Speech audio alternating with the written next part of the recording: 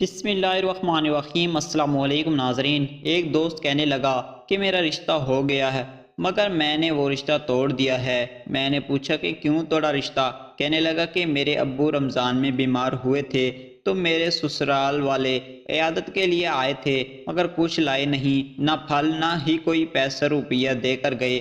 میرے باپ نے کہا کہ آج یہ لوگ ایسے ہیں تو کل کیا کریں گے؟ مطلب نہ عیادتی نہ شب برات دے گئے، اسی لیے میں نے رشتہ ہی توڑ دیا۔ مگر میں نے کہا کہ یار یہ بتاؤ کہ اس لڑکی کے گھر والوں کے حالات کیسے ہیں؟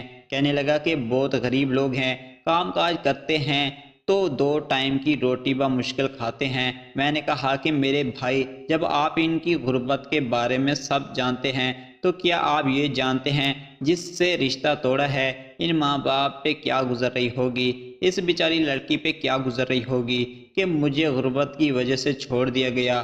یار میرے ابو کہتے ہیں کہ اب رشتہ امیر گھرانے سے کرواؤں گا جو جہیز، شب برات، عید سب دے سکیں، جو تمہیں کاروبار سیٹ کروا سکیں۔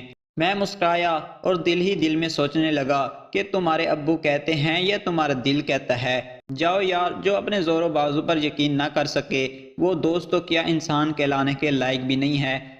آج اگر بیٹی والوں کا رشتہ ٹوٹ جائے تو لوگ طرح طرح کی باتیں کرتے ہیں کہ شاید ان کی بیٹی میں کوئی خامی ہے۔